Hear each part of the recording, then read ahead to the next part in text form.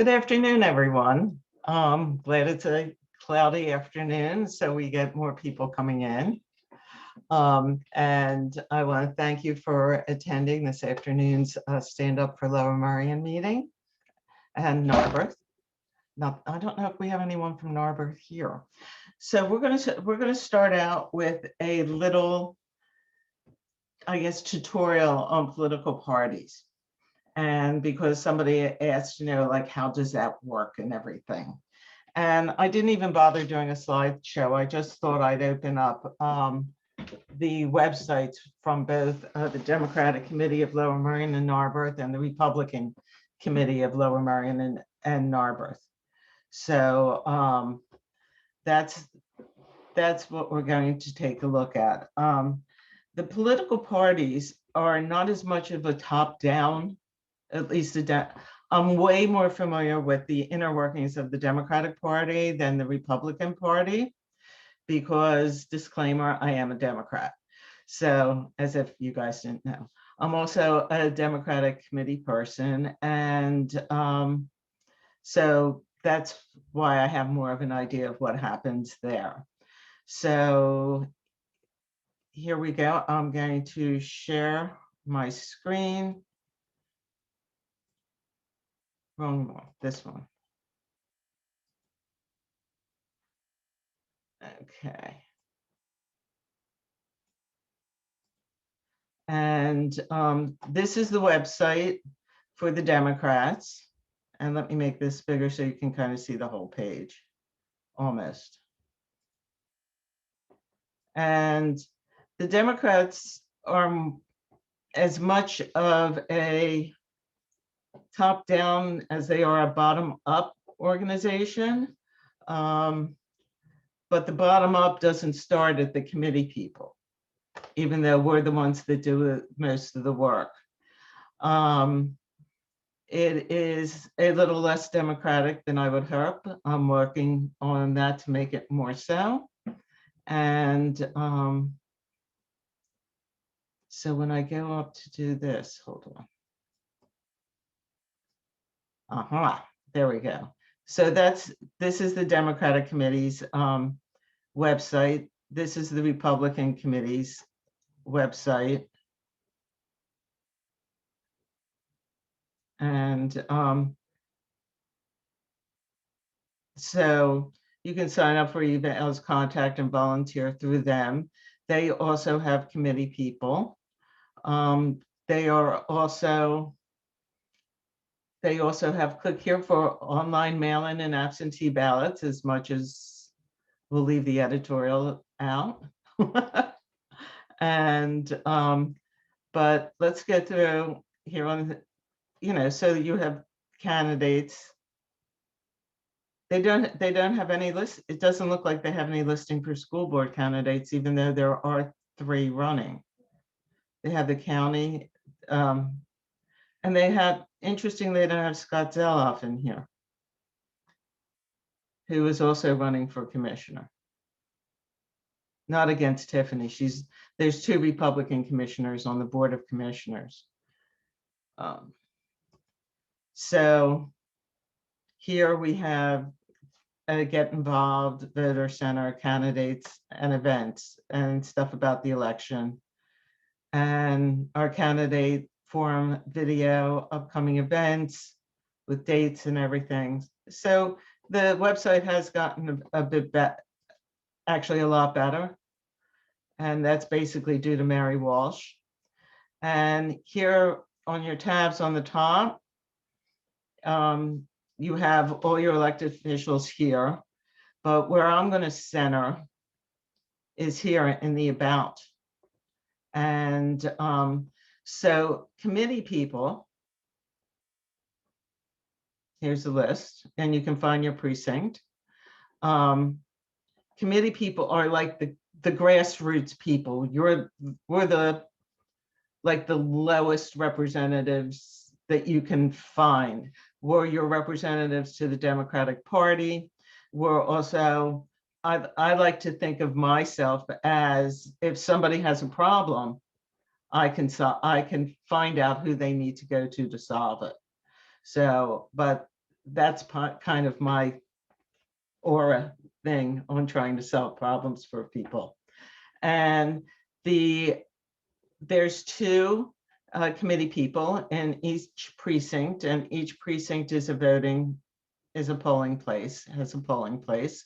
These are not completely up to date because, as far as I know, there's going to be 6 Lower Merion polling places that will be changed, either due to the fact that May 18th happens to be a Jewish holiday, Shavuot, and some of the synagogues can keep the polling place there. And my polling place specifically, they're doing construction. So they're still looking for another one. So we're pretty much filled up, except for in Ward 10. There's a vacant position, and in Ward 11, there are 2 vacant positions. So committee people run in the same year as the governor. So that would be next year. And because there's no general election for committee people, because it's just Democrats running against Democrats or Republicans running against Republicans, the election is the primary. And so if you guys want to get involved, it's very easy to get on the ballot. We need more. My personal opinion is we can use a few more progressive people on the committee to try and help me make it a little more democratic. And it would just be really nice, to have some new blood, because a lot of the people are older. They can't canvass as much. Some of the stuff that you have to do is you have to keep your precinct abreast of what's happening in the elections, dropping off door hangers, and maybe even staffing the polling location on election day. So it's not a real difficult job, but it is kind of rewarding, especially if you're friendly with your neighbors. Hold on a second. Honey, I'm in the middle of the meeting. Bye.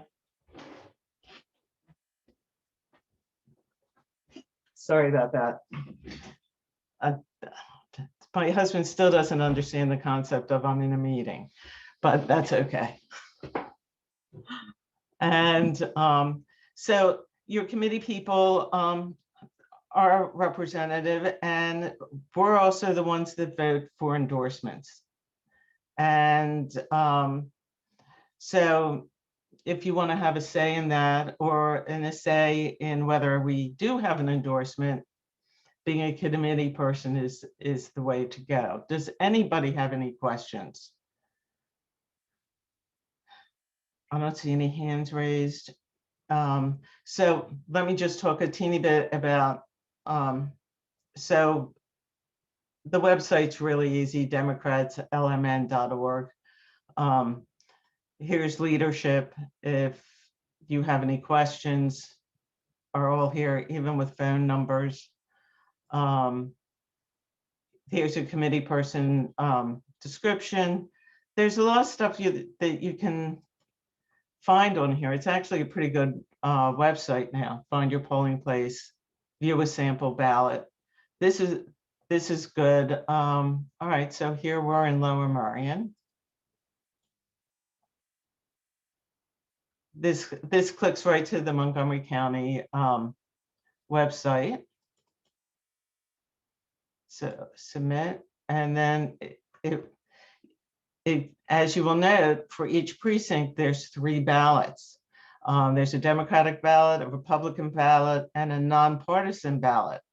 The reason there's a nonpartisan ballot is even though Pennsylvania is a closed primary state, which means only Republicans can vote for Republicans and Democrats can vote for Democrats, ballot questions during a primary, anyone who's a registered voter but not a Democrat or Republican can vote as nonpartisan. Let me reword that. Anybody who's a registered voter can vote in the primary. If you aren't a Democrat or Republican, you can still vote for the ballot question. So that's what their ballot will look at like with just the ballot questions. And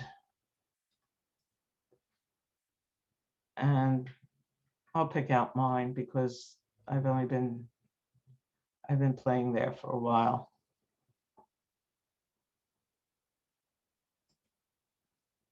So you can see the election is important. We've got the ever important school directors, judges, tax collector, judge of elections. Oh, that name looks familiar. A new commissioner for Ward 8. Some interesting facts is judge of common pleas in the Court of Common Pleas, magisterial district justices, and school directors can all cross file. And we discussed that in a previous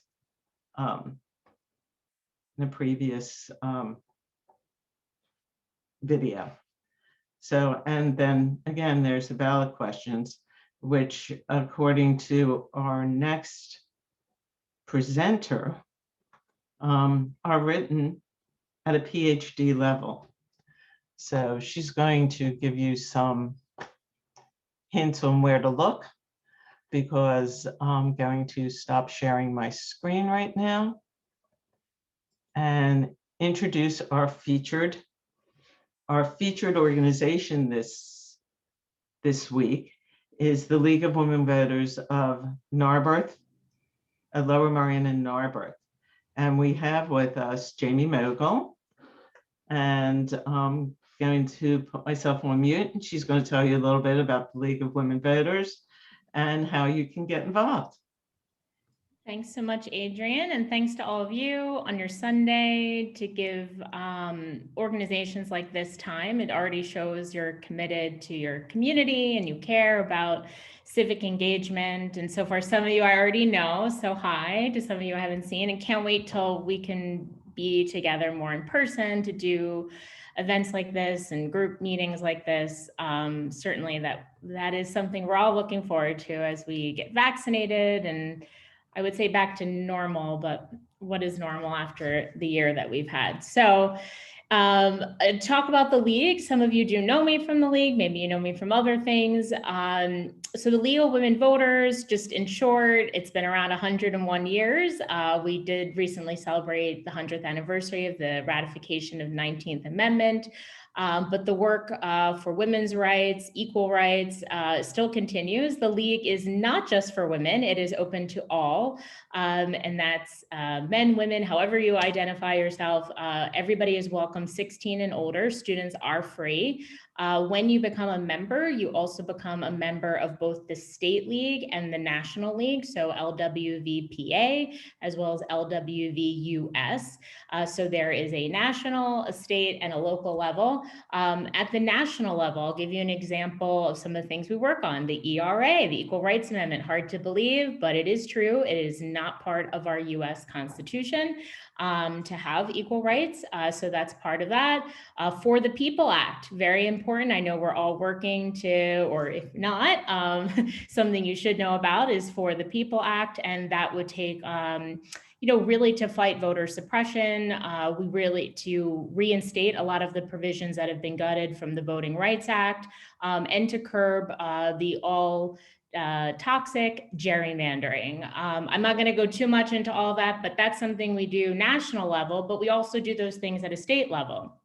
I was fortunate enough to be part of the State League board. And in that capacity as Vice President of Government and Social Policy, things that we work on do include voting rights, election law. So Act 77, which expanded voter access to include vote by mail, which we're all familiar with now, is something that we worked on. And then to advocate also for the people and to I'm just going into voting rights to give you an example, but there's a lot of things that we do. And so that's at a state level. I know I only have 5 minutes, so there's a lot that I could say. But things like Fair Districts PA, that's a project of the League of Women Voters. Many people don't know that, but that's actually how I became connected with the League. Some of you may know me from Fair Districts, when that's how actually I met Adrian many years ago, as I was the leader and led the resolutions process, which went throughout Pennsylvania and the Commonwealth to pass these resolutions to curb gerrymandering. And we used right here where I grew up and live in Lower Merion. Gosh, that was it 2016 or 2017 now, Adrian? Yeah.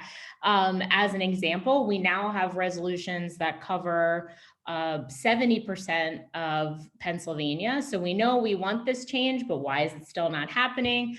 Well, it's up to us both at a local, state, and national level to continue to make sure that we advocate for good government. The League is strictly nonpartisan. It's another reason that I got involved with the League. The things that they stand for, the principles are pretty much in line with what I believe, which is what drew me to them.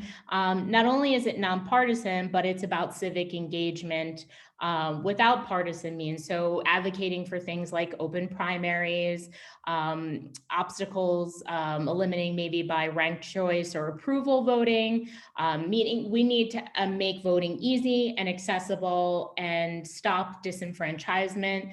The other thing that the League is strongly doing now is a commitment to diversity, equity, and inclusion, starting all the way from the national level, requiring that every league, and we have more than 30 of them locally, and thousands of members just here in Pennsylvania, but it is in it's all over the United States, every state, and DC.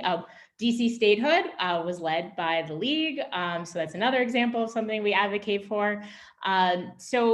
Again, this is really about pushing for good government, advocacy. We have environmental protection, juvenile justice, criminal justice reform, advocacy, lawsuits like the 2018 successful challenge to the congressional redistricting, which we know that challenge was successful, and we have new congresswomen. Thanks to that, we didn't have any women before that. Now we have 4. And then the upcoming redistricting, and we have an event this Thursday, and I'm going to share the links to that event, and that's going to be in Valley Forge Park. So the local leagues are really the crux and the foundation and the roots of everything that happens in the League. We know politics is local. You just heard Adrian talking about that. But it's not just politics, it's just how your government works or how it's not working for you. And the League really is called the League for a reason. It is about consensus. It is about working together. So certainly we can't do it alone. And by joining, membership again is free for students, 35 for 35 and under. And you can do a household membership as well. I'm going to put that link also in the chat for joining and my information if you have questions. But locally and statewide and nationally, we have vote411.org, which is our trusted nonpartisan resource for all your information relating to elections. The voter services, I'm the voter services chair. That's really the basics of the League. I know Adrian helps me with that. There's some other people on here who help me. Meaning it's not me, it's just really to benefit the community so that you understand how your government is or isn't working for you, understanding closed primaries. Thank you, Janice. I see your comment. So it's really just to give people resource, but I'm encouraging you to join. We need help. I mean, the more, the better. Students, particularly young people, 18 to 35 are the largest voting demographic. They tend to join as unaffiliated voters. That's our independents. I think Adrian was talking about that.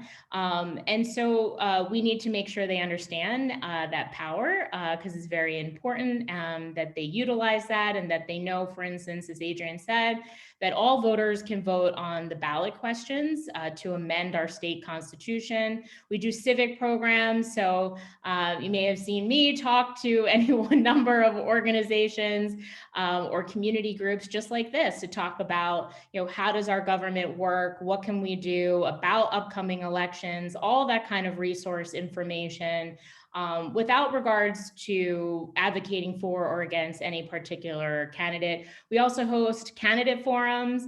So if you're interested in that, or really anything, please just get in touch with me. We do have Facebook, Instagram, Twitter, LWVLMN. I'm going to put all of this in the chat. And so there's a link there to Thursday's event in Valley Forge Park at 5 p.m. We have Congresswomen Scanlon and Dean coming, Attorney General Josh Shapiro, Amanda Holt, who some of you may know is the famous well, at that time, she was just like us. She was a citizen, a piano teacher, a mom, and she decided to challenge the maps, the redistricting that's done every 10 years. And she's become an incredible advocate and inspiration in redistricting reform in Pennsylvania. She'll be speaking. David Thornburg from Committee of 70, Khalif Ali, who's the executive director of Common Cause, President Houston from the NAACP, PA State Conference. I mean, really, and you get to hear from me, but really it's to remind people how important this redistricting is, how we continue to fight for fair and partial redistricting, and that it really should not be done by politicians. We are the only democracy in the entire world where we let our politicians draw their very own districts. So we have a lot ahead of us. Yes, some people may be excited. This is just my personal politics of a change in the White House, but for all of us here in the Commonwealth, we know, wow, there is a lot to be done, and certainly a lot of progress that can be made. Everything from criminal justice reform to environmental protections to good government to fighting against those who would like to curb or suppress the vote. So all of that we do at the League and more. I think I've talked 5 minutes, so I'll stop talking. But if anybody has questions, I'm going to put some of the links in the chat there. And please come join us. Oh, and I know Adrian's going to be talking, but really important, the other thing that we do at the League is Observer Corps. So if you were to go to Radnor's League of Women Voters, or Central Delaware County, or Chester County, or Abington, Jenkintown, Cheltenham area League, they have Observer Corps. So Observer Corps is our community reporting, where you can go, if you probably already do, if you're engaged in a group like this, to listen to your school board or your board of commissioners. And now they are all online, which is, I think, one good thing that's come out of the COVID situation is that it's, I believe, easier. Those things are recorded, although they do cut you off. They have to make comments the day before, which I don't know about that. So, because you might not know what's going to be said. That's what I'm saying. But we report on that, and then you, as an advocate, as just a community, engaged citizen, we go over what happens at the county level with the commissioners, the board of elections, with your borough council if you live in Narberth, or your board of commissioners if you live in Lower Merion, and the all-important school board, which I tell everybody doesn't matter whether you have kids or not, because they're in control of your taxes and more than $300 million of a budget. So everybody should be concerned what the school board does, and as well as properties and land use. I mean, there's so many things that are very important. I know Adrian has talked about how important local elections are. So again, I'll stop talking, but thanks for giving me some time and for spending your Sunday afternoon listening and being engaged. Thank you. Thank you so much, Jamie. So this is also something we've been advocating for, is to have someone to go to the meetings and report back. So if you were to do that for us, we could then share it with the league and also share it with the mainline NAACP. So by just going to one meeting, you're helping 3 organizations. So that's like one of those mailers that you get for donations and says it's triple matched. Well, your efforts here are also triple matched. So does anyone have any questions for either Jamie or myself? Do I see any hands raised? On the bottom, Actually, oh, no, didn't work. Oh, yeah. hi, Carrie. Lucy, I'm gonna save you to after the questions because I'm gonna introduce you and. I'll ask my question last. That's fine. Okay, go ahead, Carrie. Okay. Okay, you might hear a kid or two or piano being played in the background. I'm doing my best here. Thank you for putting this group together. This has been something, just like to give you a little bit of where I'm coming from. This is something that I've been interested in for a while, and I couldn't really find the resources to figure out what was going on. So the content that you're putting together is very, very helpful. So thank you. I appreciate that.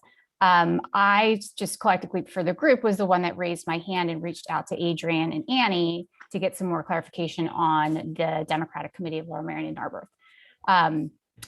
Adrian answered most of my questions, but I have like a couple more related to kind of just the intricacies of the group, particularly the endorsement process and, just really basically why that process exists and what the benefit is to a candidate who receives an endorsement. How does that put them at an advantage within an election?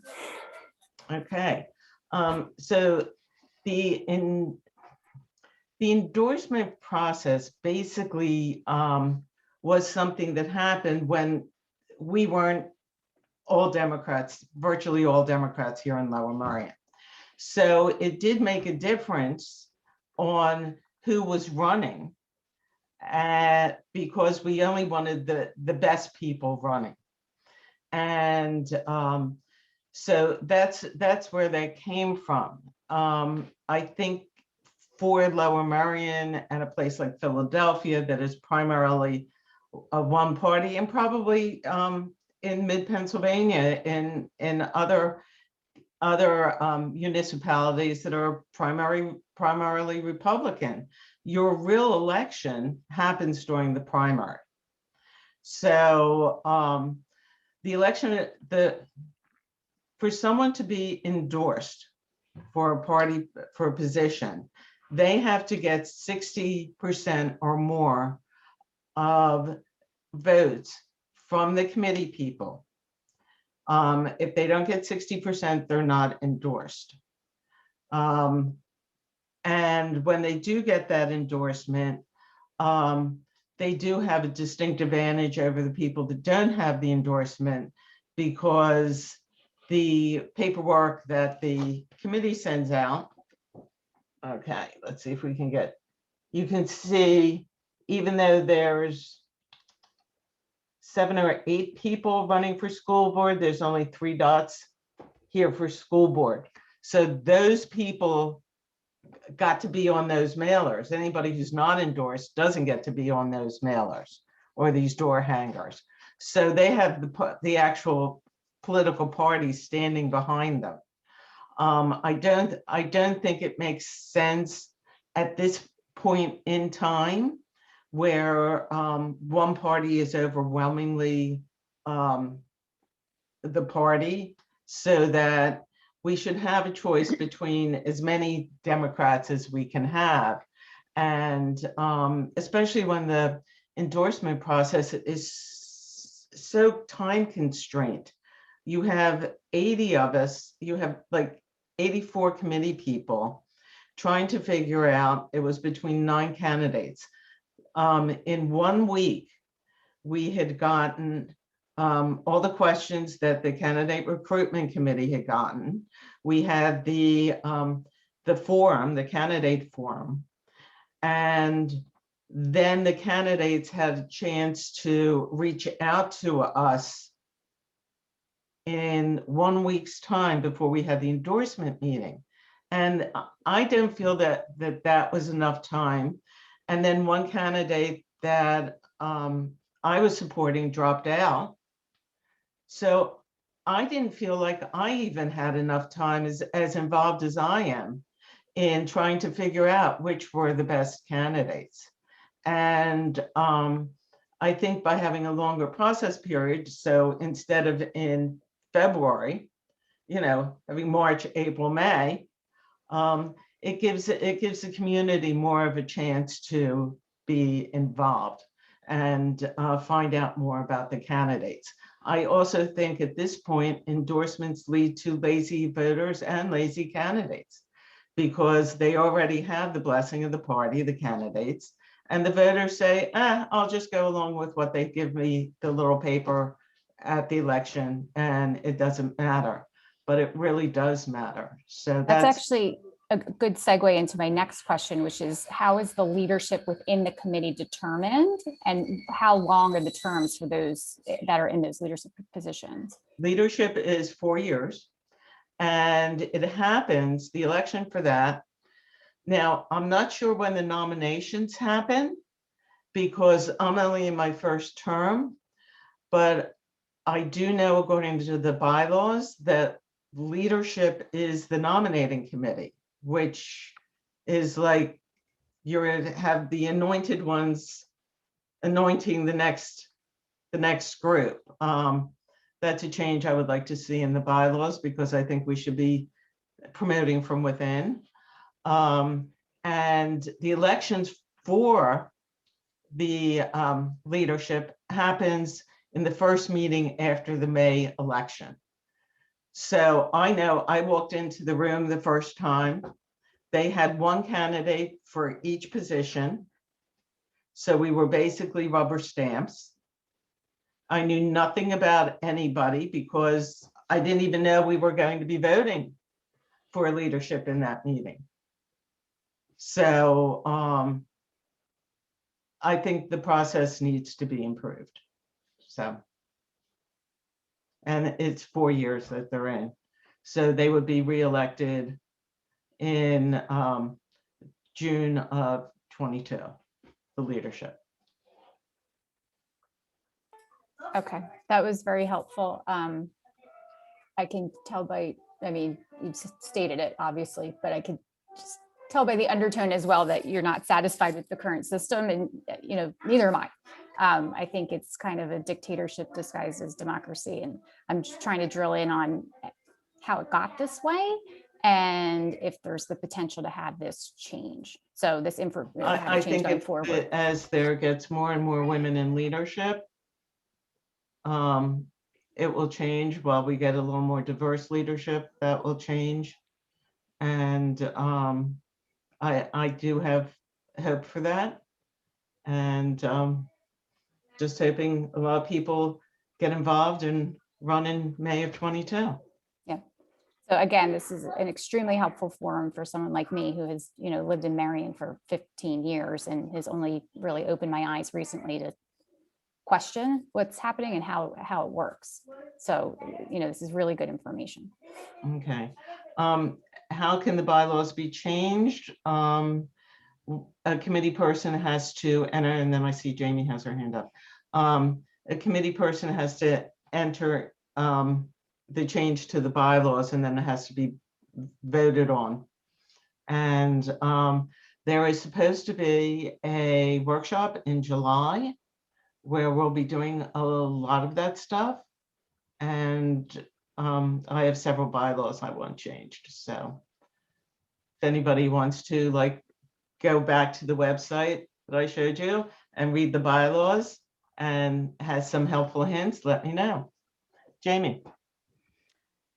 I was just going to say, Carrie, I too, this is not coming from the league, but some of you do know that, I previously ran for office in this area. I grew up in this area, live in this area. And so just researching myself how the state party runs. So I think we're talking now about the Democrats, but you could subsequently look this up for the Republicans as well. The Democrats have PA Dems, which is the state leadership. And then you can see that each of the 67 counties have their own bylaws and own organization. And so then you have different leadership amongst those levels. So you have your county chair, you have your area leaders. So this area being Lower Merion, Narberth. And so then you have your elected. So like Adrian was elected as a committee person. I should know for any of you who are online and interested in this, I look to see if there are vacancies there, because those are done by appointment. So, maybe somebody in Upper Merion, a different area of Montgomery County, and they're interested and they see that there's an opening in their area of their ward, of their district. So that's why it's also important just to kind of touch base on these things, because even if there's an opening, you could be appointed to fill in and then subsequently have a vote in bylaws changes, get involved in the county level. You can still be part of it, even if you're not elected and you're interested in getting involved in the local party or the county party or the state party, you certainly can do that as well. And that's why leadership is important, because they appoint these people. For instance, the voter service, what is the name of that? The GOTV, Get Out the Vote, is that it? Adrian? Candidate recruitment or candidate recruitment. None of those are elected. Yeah. So Carrie, I was just gonna say, none of those are elected committee people. Those are appointed by Jonathan Shapiro, who happens to be the leadership in this area. So they wield very important power. The chair was appointed by Jonathan. Well, they didn't promote from within. But membership. Yes, Adrian, I was just saying that there are ways to get involved and be appointed and be in leadership without being elected, Carrie. So that's the other part of things as well. And there's pluses and minuses. Other counties do things differently. For instance, Delaware County, they do not have the same type of endorsement process that we have here in Montgomery County. They have ranked choice. So things can change as far as what it means to be endorsed and what's the threshold, how do you get that, how do you earn that? Some people might love it because, hey, it could benefit them to really having a great unified candidate, and campaigns cost money. But on the other hand, when you have a majority one party area and you do an endorsement before somebody even gets on the ballot, as far as nomination signatures and petitions and so forth, it really leaves out the community from having any say. But, committee people, on the other hand, are chosen by us. So hopefully people will be more engaged in that. And I think people are becoming much more aware of that for 2022. Like I tell people all the time, you're pissed, you don't like it, guess what? It's exciting. You can run in 2022, run as a committee person. Or not even just that they're pissed, but they just want to have more of a say because they would like to be part of these decisions. And part of the process. Mm-hmm. Thank you, Jamie. I'm going to introduce now Lucy. It's pronounced Klain, isn't it? Mm-hmm. And who happens to be the president of the Lower Merion Narberth School Directors, the school board. And I invited her here because we are getting ready to hire a new superintendent of the schools, and we are a very big district that handles lots of stuff and lots of money. And I heard people saying, oh, well, what's the process? What's happening? So I thought Lucy could give us a description of that. And I know that the school board wants to have more community involvement, and her presence here is substantiating that. And I really appreciate it. I know you did have a question first that was. I do. At first, I have a comment and then I have a question for Jamie. My first comment is about just an important nuance, I think, is that in Pennsylvania, if you, for school board and I think for judges, you can cross file. So you can be on the ballot as a Republican and a Democrat. And I think that that's important, especially around school board, because in some elections, not in this particular one, like the Republicans all, because you only need 10 signatures, or is it 20? It's an insignificant amount of signatures that you need to be on both ballots. I mean, you have to, to be a Republican or on the Democratic ballot. And I think that that's an important nuance when thinking about who is running. And it speaks a little bit to the endorsement piece of it, right? Because without any endorsement and not a lot of voter engagement or education, you can end up with sort of 3 Republicans actually on the Democratic ballot, or the opposite. You end up with Democrats on the Republican ballot, which in this area in recent years has been more common, right? You had this particular time, I don't think any Democrats crossed out as Republicans, but in the last election they did. Oh, one. Yeah, Mary Brown is crossed out. I'm going to share my screen while you're talking, and just to show the ballot again. And here's your school board. Endorsed Democrat, a Republican who helped arrange buses to Washington, D.C. on January 6th. Republican, endorsed Democrat. Mary Brown is cross-filed, but she's a Democrat. Travis is a Republican, and Kerry Sautner is also a Democrat. And she happens to be, she's a big league person also, so. Yeah, and Kerry was endorsed. So, and my example actually is from the Republican side.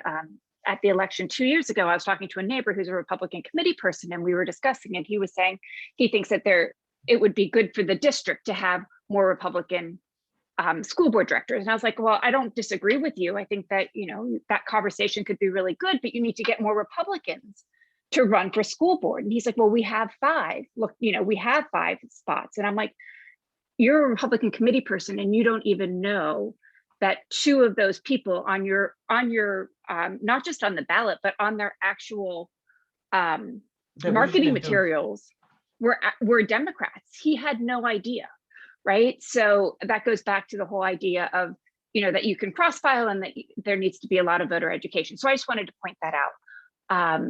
But I did have a question for you, Jamie, around the League of Women Voters being nonpartisan, mostly because that's how I've always viewed them. But maybe 4 years ago, I was organizing a school board candidate debate as part of the Interschool Council. And and we partner with the League of Women Voters. And I had reached out to both parties, right, to say, we're doing this. Can you find out if your candidates are available? And the Republican person committee person that got back to me was very like, well, if you're working with the League of Women Voters, they're so partisan. I don't want to, we don't want to have anything to do with it. He also went on to say that parents didn't know what they were talking about and shouldn't have such a big role in the debate, but that's a different issue. But I'm curious about that, because it surprised me a little bit. And I didn't know if that is something that is more local because we are such a Democratic area, or what? I don't know. I don't know if there's an actual question there. Sorry.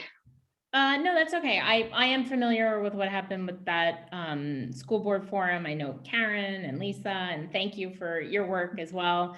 We are very clear that we're nonpartisan. I think even from the time that I grew up here, there's been such a change in demographics, voting demographics.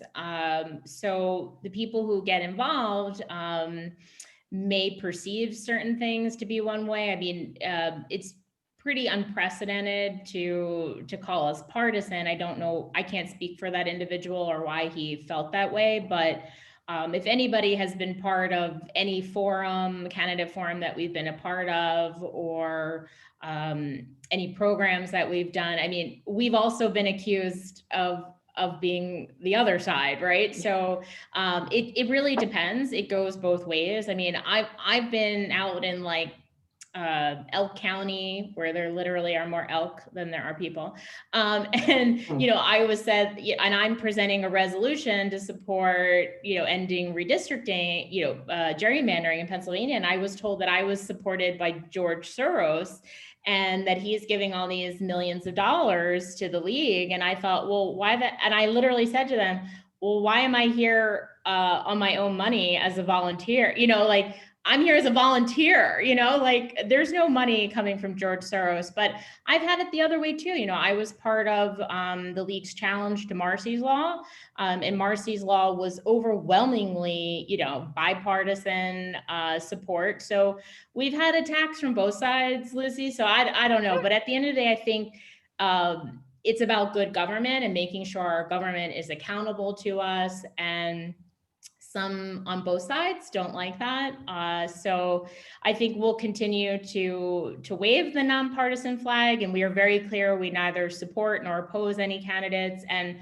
the cross-filing is an example of that, you know, making sure that people have a trusted nonpartisan resource. We do a legislative reference guide that goes out and work with other civic associations. And, you know, it's a shame in this area. We wanted to do another forum, and it would be it's a shame because of when you have one party dominating. For those who are watching, you know, having a, yes,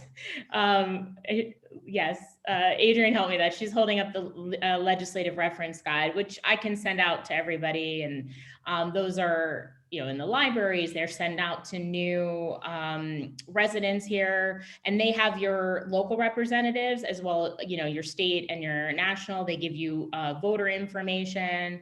But, you know, I would just say, Lucy, that it really, I think, depends on who you're talking to. But yeah, I mean, a lot of the members that are coming, I think now, are probably much like myself, you know, that they are frustrated with partisan politics. You know, this is me personally, right? So, and that, you know, we have the largest growing group. Adrian and I always tell people are unaffiliated voters. And so, yeah, she's a proud committee person. I am a registered Democrat, but I do see that there's some inequities that we need to fix in our system, and unrigging that system is a lot of why I joined the league. Right. And I'd like to have a forum, but right now it would be sad to have it in the spring or for the November, the general election, because when you have one dominant party, it's essentially you're picking who will be the next school board. Right. I'm trying to put something together with the civics a couple civics associations. Yeah, we are trying to say historically the Federation had done that.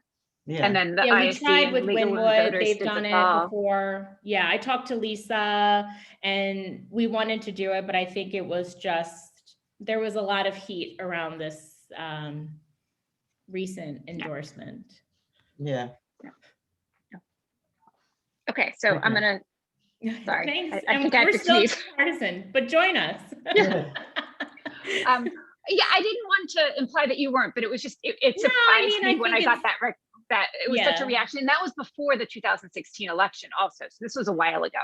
So, and I think that it must be even harder now. Yeah, Lucy, I think what I've been told is I wasn't at that time involved in the steering committee or the board at that time. And I do believe there was a lot of overlap of some committee members who were also leading the league. So just to be clear for people, like if you're in leadership of the league, you cannot be any elected official, and that includes being a committee person.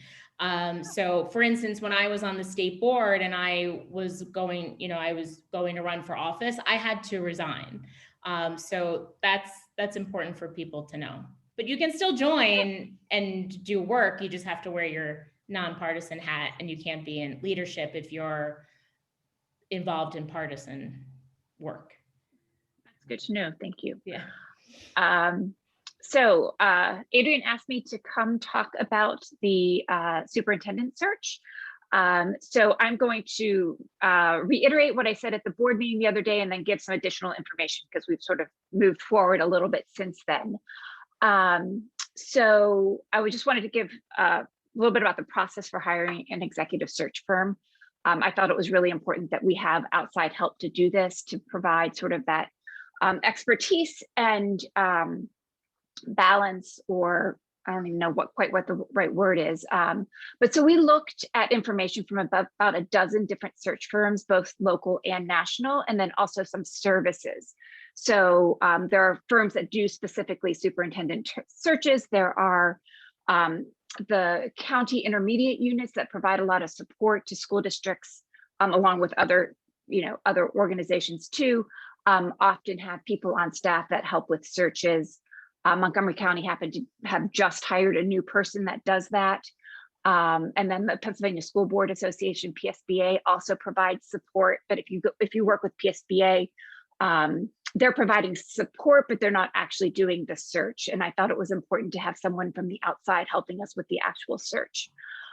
So after reviewing all of that information, we ended up receiving proposals from 4 different firms that we then interviewed, which for me was an incredibly useful and helpful process in terms of understanding what the search process looks like, how best we can engage the community, what are reasonable timelines for a search, and also the general landscape of superintendents at this moment in time, because it is a unique moment in time. Right now, there are about 50 open superintendencies in Pennsylvania. That's not even considering Delaware and New Jersey. And a lot of those are retirements. The same weekend that Mr. Copeland announced his retirement, the superintendent in Council Rock left, the superintendent for Central Bucks East.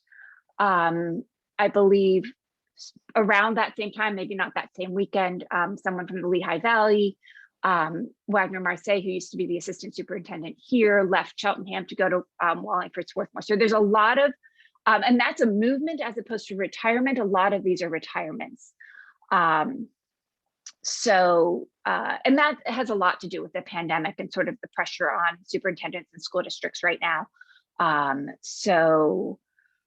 Because there are so many searches going on and starting now, I really felt like if we waited, the pool of potential candidates would be much smaller and also less likely to be as impressive, because if there's going to be movement, there's going to be movement soon.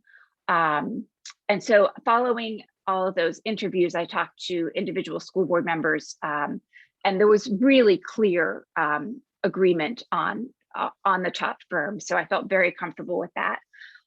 So an important part of our interview process, and when I followed up with references for the firms, but also lots of different school board members from around the state that had either gone through processes, or gone through searches recently. One of the things for this particular firm was their ability to really garner thoughtful and clear community input. And that's really critical, because that input really drives sort of the creation of a leadership profile. And that defines the skills that a new superintendent needs to meet community needs. Several of their clients had used that information as a roadmap as they moved forward with their new superintendent. So that to me was very appealing, sort of having that, you can use this information that you've collected and use that to move forward. So sort of as part of this whole process, I asked a lot of questions about, again, the skill of community engagement, ability to pull in a wide variety of stakeholders, how to identify the groups to pull in that are in addition to sort of general open public sessions. And I even posed the question to a number of people about waiting until after the elections, and got a lot of advice about how to engage the candidates and involve their voices now rather than waiting. One of the reasons I really feel that that's so important is that there's a lot of frustration, I know that, in the community now. And the real role of an interim superintendent is to keep the wheels rolling, right? You just do what you need to do to keep the school district moving forward, but there's no vision. So I think that if we want to move forward, if we waited for new superintendent search, it would be 15 months at least before we would have a new superintendent. And I just felt like that's not moving us forward. That's really just saying we're going to do what we're doing and we'll eventually move forward. So that's really sort of how we got to hiring this particular firm. They're called Hazard Young Attea, A-T-T-E-A. And so we are just in the process of figuring out how we're moving forward. And there are a lot of pieces to that. Sorry, I don't have my computer, so I'm working off my phone in terms of figuring out what different groups we're going to engage and how we're going to do that. Historically, this firm, and from what I understand, most firms do about 20 to 25 community engagement meetings or forums or whatever it looks like. I think in this go round, it will be partly via Zoom, and there may be some in person as well. But what we're going to want to do is sort of identify individuals and groups of people that will be that will engage, and it goes from, you know, board members to administrators, sort of like the cabinet level, to principals and assistant principals, to teachers and non-teaching staff at the schools, to engaging students. I think mostly high school students, but to get a sense of what they're looking for. Working with, you know, doing sessions with the union, doing with PTA, or we have HSA and ISC, to possibly looking at business groups or government groups. I think it's really important that we do one with the civic associations, right, with the Federation of Civics. So to really get a wide variety of community engagement, and also in addition to sort of those individual groups, to do broad community forums that, you know, anyone in the community can be part of, so that we get that really good feedback. And there also will be an online survey, really looking at, and again, this is developed outside of the district. This is not anything that the current board or will be developing. This is something that they have sort of tried and true experience with, but a survey that looks at, you know, what do you think the district does well? What do you think the district doesn't do well? Like, where's a real need for growth? What type of leadership skills do you think are important? That type of survey that's, excuse me, divided into 3 groups and had a lot of information in there. So that will be broadly disseminated. And that's in addition to these community focus groups. And then after the search firm gathers all that information, they will put it together for us in some format. I'm not exactly sure what that will look like. And we'll have a public meeting that goes over, where they'll present that information that, you know, will be a public meeting that everyone is welcome to attend. And sort of in terms of timeline beyond that, so really important that we do that soon, before the summertime, right? Like, if we need to do that now while people are engaged. Once summer hits, you know, the participation would probably drop quite a bit. So that's really important. So what happens is that the search firm will put together that leadership profile report, and that's what will be presented. And then based on that, an actual job description will be created, and they'll reach out. You know, they have networks of different ways to get that job search and that job description out there. And it'll include sort of putting it out there into the world. And it also, if there are individual candidates that either someone in the community or says, you know, we should, you know, can you reach out to that, you know, here's someone we think would be really good, if you can reach out to them too. So I think that's also part of it, but that's not something that anyone on the board would be doing. That would be something that the school, that the search committee would be doing. So wait, I saw that there were some questions.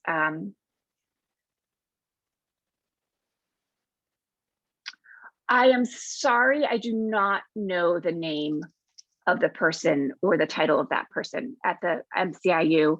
I can probably find that out, but it's just, I don't know off the top of my head who that is. Can I restate their timeline? Our goal is to do the community input between now and probably Memorial Day. And hopefully even before that, when people are still sort of engaged before summertime. I expect that by, just looking at this timeline in front of me,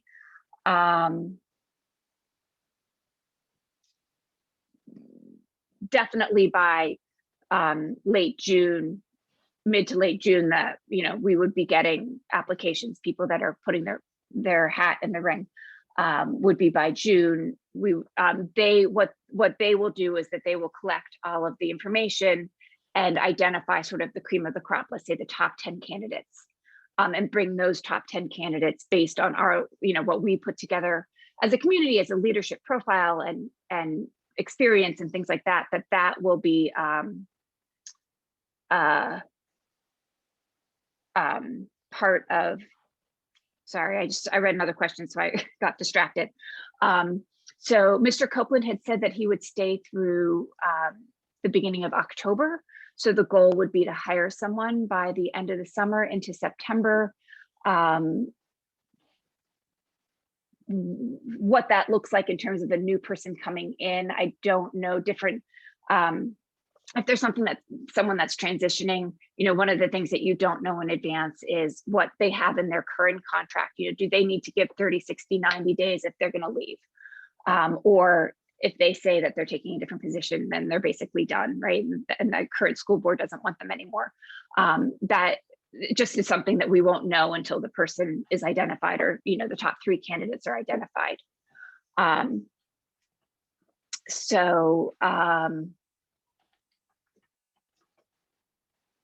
What was the other question? Will all LM residents receive the survey? So here's yes.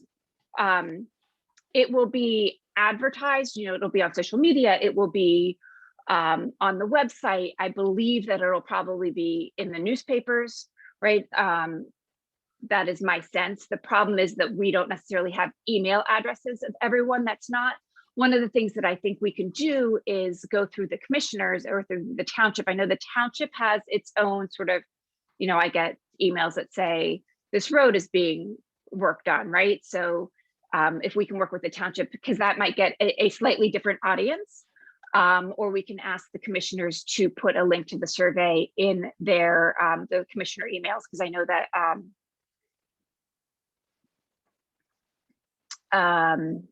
that we have to, that could be a way to get to the broader thing. But it will be advertised as, that is the goal, to get as many people. We'll go through the Federation of Civics, right? So as many different ways as we can get the information out there, we will absolutely try. Yes, absolutely, for CSC, absolutely. I completely agree with that. What happens if there's a gap between beginning of October and when someone can start? It's entirely possible that we do this first round of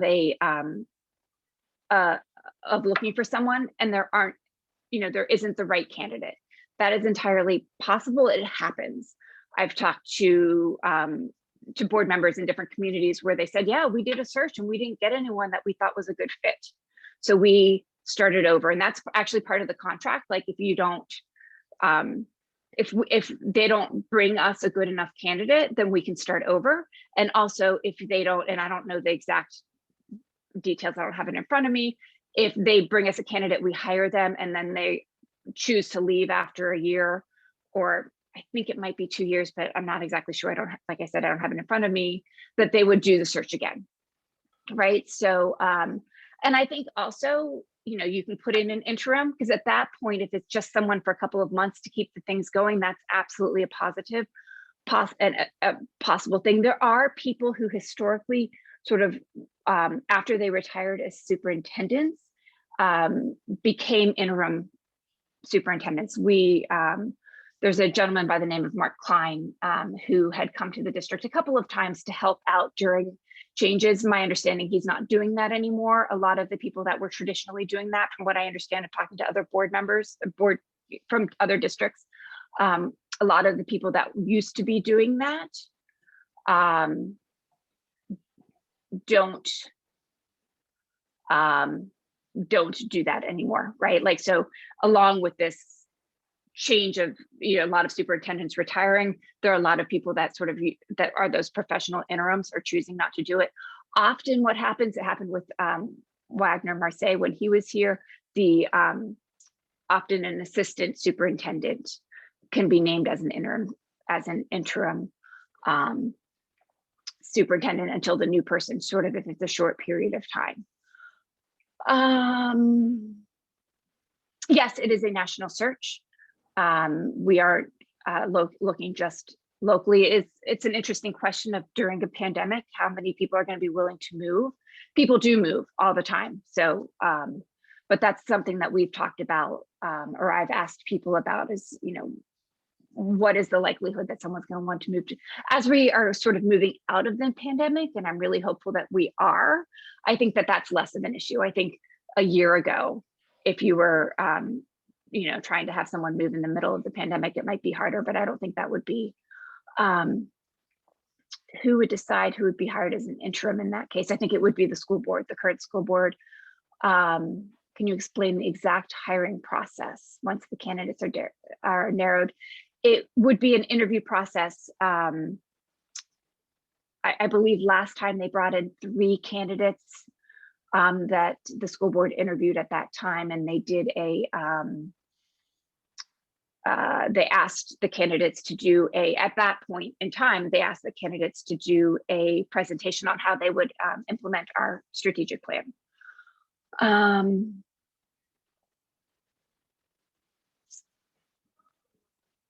Does the current board have a set of priorities for the position? No. That's one of the reasons that we have an outside firm helping us. The firm will interview each of the school board members separate, like privately, one-on-one, so that each school board member can say, you know, what they think their priorities are. But that community sort of stakeholder input is just as important, right? So it's not as if you have a couple of school board members that are saying, this is what we want. That's not how this process is set up. Would imagine the minimum the district can disseminate the survey to all of the parents and students in the district. Oh, absolutely. Like that is an absolute minimum, that it would go to all the parent email addresses, without a doubt. It hasn't, that doesn't, we aren't there yet. I'm sorry if I gave the impression that we already are there. We aren't there yet. That will happen sometime in the next, I would say, 2 to 3 weeks. I expect that we're going to have a meeting that more publicly will more publicly say, this is the process. Here's the survey that you can find on the website. Here's, you know, who we're emailing it to. Like, that will all happen, but we aren't there yet. So I don't want anyone to think that you've missed something, because that hasn't happened yet.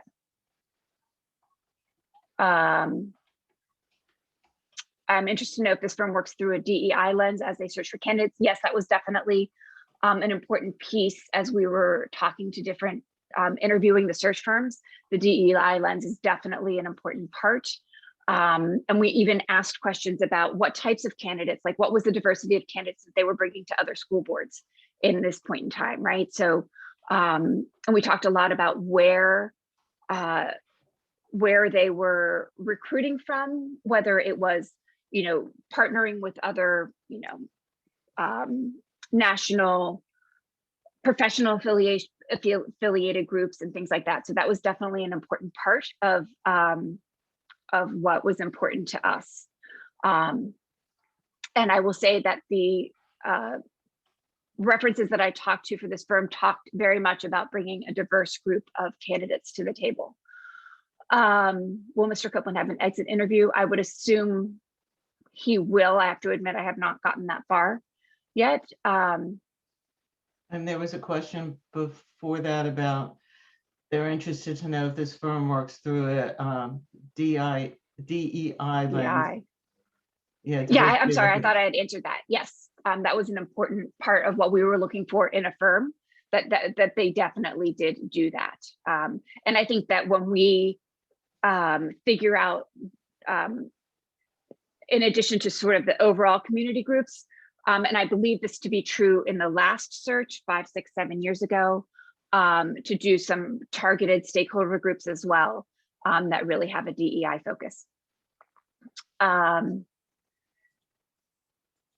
Okay. I am happy, Linda, if you want to reach out to me to talk about the athletic field separately.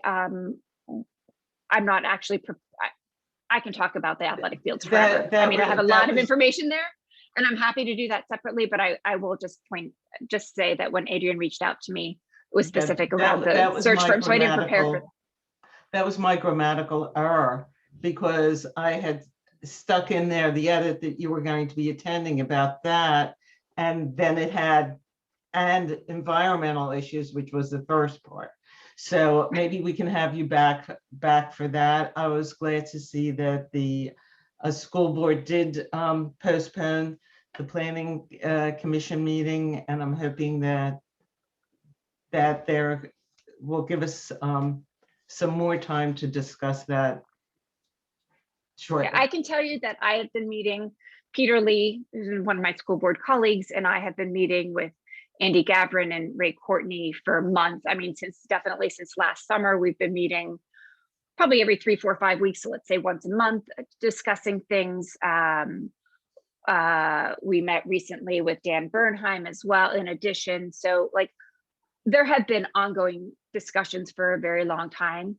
So, and like I said, I'm happy to talk another time. Linda, if you want to reach out to me separately, feel free. My email is kleinl@lmsd.org. You can find it on the website, or I mean, I guess I could type it in here too. Okay. So is that all? I think that's all the questions, right? Yeah, I think you got. So that error was me. And when I was throwing in the edit, and so some of it did look like, when I went back and read it later, it did look like you were going to be discussing both things, but I had only reached out to Lucy to describe the superintendent stuff. And but we really want to thank you for taking the time today to discuss that. And yes, I agree with Kim. Thank you for this information. I feel better about the process after today. And this is recorded, so this will be getting up on the YouTube channel. So if you want to refer somebody to watch it, you can do that. I'll be sending out the links. I also want to thank Jamie Mogul for joining us as part of our featured organization of the week, because that's our job, is to get you guys finding your niche of where you want to be volunteering. And I think we might try, the next one might be on the Federation of Civics. We'll give them maybe them a try, or if another organization reaches out. But I thank you so much, everyone, for joining us. And if there's no more questions or anything, I thank you, and we'll see you again in 2 weeks. Take care.